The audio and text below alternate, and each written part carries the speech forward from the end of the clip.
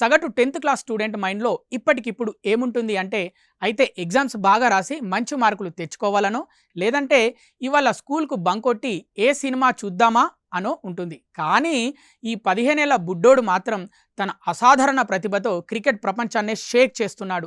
అతనే రాజస్థాన్ రాయల్స్ తూర్పు ముక్క వైభవ్ సూర్యవంశీ. గత ఏడాది కాలంగా వరల్డ్ క్రికెట్లో ఇతని పేరు మారుమోగుతుంది.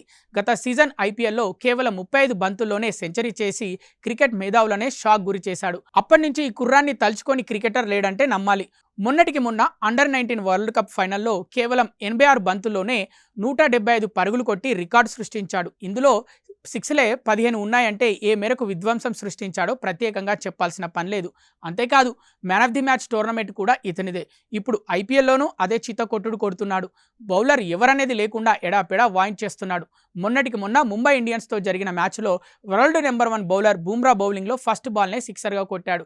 అది కూడా ఆ బాల్ను అలవోకగా ఆడటం చూస్తుంటే ఎవరికైనా ముచ్చటేస్తుంది. ఆ ఓవర్లోనే మరో 6 కూడా కొట్టడం విశేషం. అంతేకాదు swing master Bhuvneshwar Kumar, Aussies speed star Josh Hazlewood, Trent Boult వంటి వరల్డ్ క్లాస్ బౌలర్లందరికీ ఫస్ట్ బాల్నే స్టాండ్స్లోకి పంపించాడంటే మనోడు ఏ రేంజ్లో ఉతుకుతున్నాడో అర్థమవుతుంది. తాను బౌలర్ ఎవరన్నది కన్నెత్తి కూడా చూడను, కేవలం బౌలర్ వేసే బాల్ని మాత్రమే చూస్తానని చెప్పడం ఈ చిన్నోడి గట్స్కి నిదర్శనం. తాజాగా ఈ సీజన్లో ఇప్పటి వరకు ఆడిన 4 మ్యాచ్ల్లో ఇతని స్ట్రైక్ రేట్ ఎంతో తెలుసా? 266.66 రన్స్, 200 పరుగులు. ఇందులో 18 ఫోర్లు, 18 సిక్సర్లు బాదాడంటే ఏ రేంజ్లో విధ్వంసం సృష్టిస్తున్నాడో అర్థమవుతుంది. మనోడి దెబ్బకు రాజస్థాన్ ఆడిన 4 మ్యాచ్ల్లోనూ గెలుపొందింది. అయితే ఈ విధ్వంసం వెనుక ఈ బుడ్డోడి కష్టంతో పాటు ఇతన్ని గైడ్ చేస్తున్న తండ్రి, కోచ్లు కూడా ఉన్నారు. వీరందరితో పాటు మరో కీలకమైన వ్యక్తి కూడా ఉన్నాడు. అతనే రాజస్థాన్ రాయల్స్ మేనేజర్ రోమీ బిందర్. ఈ విషయాన్ని వైభవ్ సూర్యవంశీనే స్వయంగా బయటపెట్టాడు.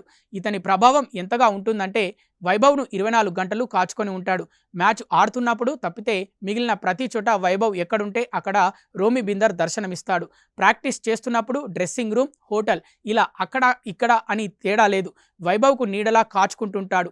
ఆటలోని మెలకువలే కాకుండా బయట ఎలా ఉండాలి, సీనియర్లతో ఎలా బిహేవ్ చేయాలి, అన్నింటికీ ఓ మెంటర్లా ఉంటాడట.